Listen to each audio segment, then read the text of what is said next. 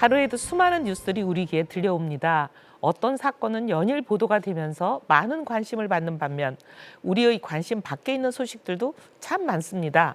그러나 하나님의 마음은 바로 그곳에 있지 않을까 싶습니다. 오늘 CTS 뉴스 W 위클리 브리핑 시간에는 한국교회 목회자 수급 문제와 전망에 대해 함께 알아보겠습니다.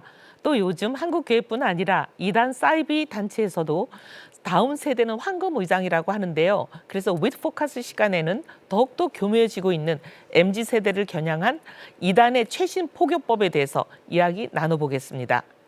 먼저 위클리 브리핑 시간입니다. 한국성결신문의 황승영 기자 자리했습니다. 안녕하세요. 안녕하세요. 네, 한국교회가 목회자 청빙에 어려움을 겪고 있다는 우려가 커지고 있습니다. 한국교회 목회자 수급 불균형 이렇게 심각한데 무엇보다 놀라운 것은 2038년이 되면 담임 목사를 청빙하지 못하는 교회가 절반에 이를 것이다. 이런 비관적인 전망이 나왔다고요? 네, 그렇습니다. 총신대 기독교 교육과 이종민 교수의 연구에 따르면 국내 최대 교단인 예장합동에서 2024년 기준으로 담임 목사 수가 약 1만 1,200명인데요.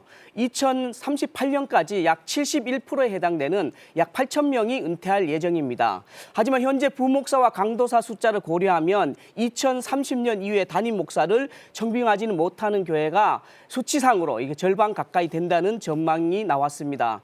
예장합동 교단에 등록된 부목사 수는 약 6,900명인데요. 10년 후에 담임 목사 청빙이 가능한 연령대는 3,600명에 불과합니다.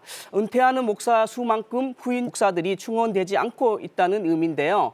이런 현상은 예장합동뿐만 아니라 한국교회 전반적인 문제입니다. 너무 충격적이네요. 평생 교회를 다니면서도 담임 목사 자리가 공석이 될 수 있다.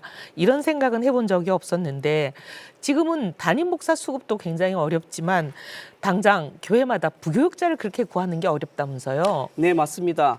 최근 교회마다 부교육자를 구하는 청빙 공고를 내도 지원자가 없어 심각한 구인난을 겪고 있습니다.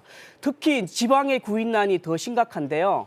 어린이와 청소년 담당 부서의 교육자, 즉 교육전도사나 파트전사를 구하는 것이 가장 어렵다고 합니다. 목회 데이터 연구소의 조사 결과에 따르면 현직 목사의 83%가 부교육자 모집 공고를 냈을 때 지원자가 없었다고 응답했습니다.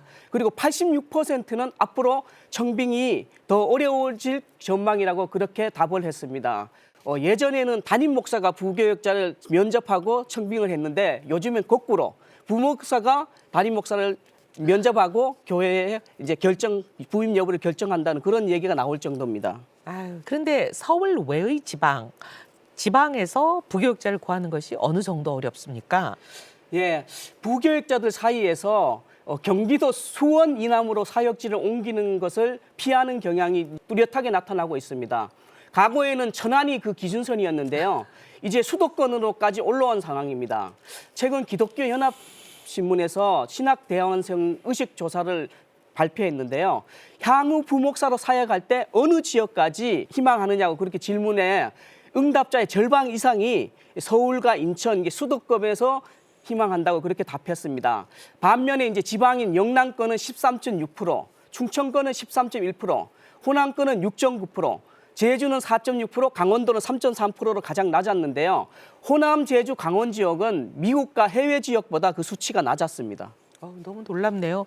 호남은 기독교 비율이 높아서 좀 어느 정도 사람들이 선호하는 줄 알았는데 오히려 정반대네요. 네. 근데 사실 몇 년 전까지만 해도 목회자가 과잉 공급이라는 그런 얘기들이 많지 않았습니까? 근데 어떻게 이렇게 목회자 수급 문제가 완전히 역전이 돼버린 건지 궁금합니다. 네. 최근에는 힘들고 고생스러운 목회를 기피하는 현상이 두드러지고 있습니다.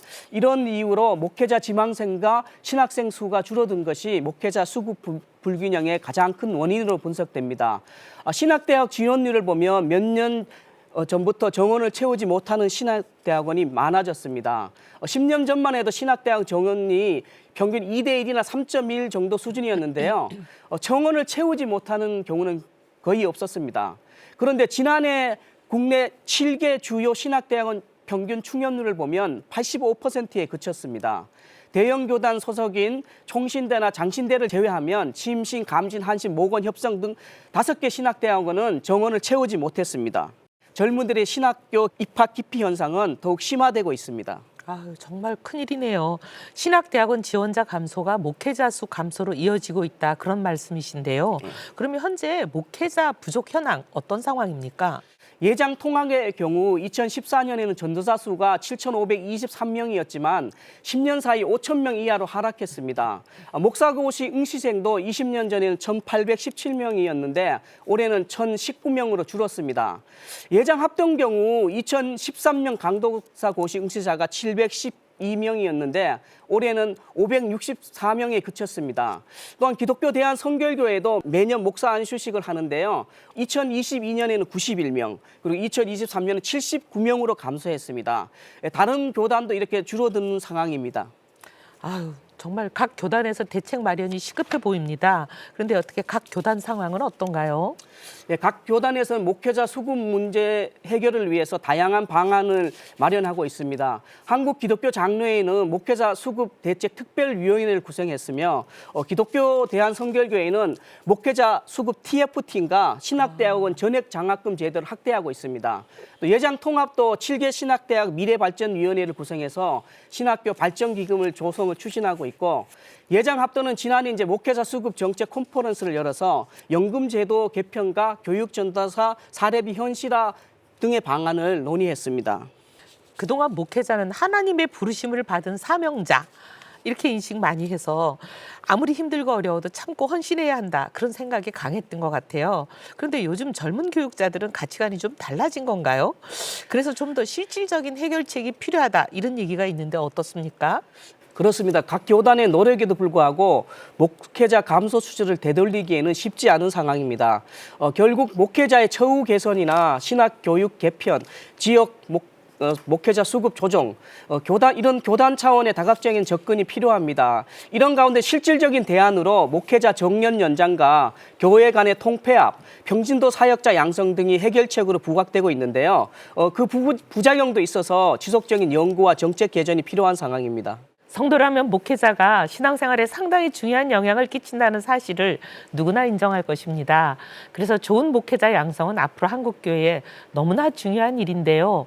앞으로 목회자들에 대한 인식 그리고 처우 개선이 꼭 이루어져서 좋은 하나님의 일꾼들이 잘 세워지기를 기도합니다. 황성현 기자, 오늘 잘 들었습니다.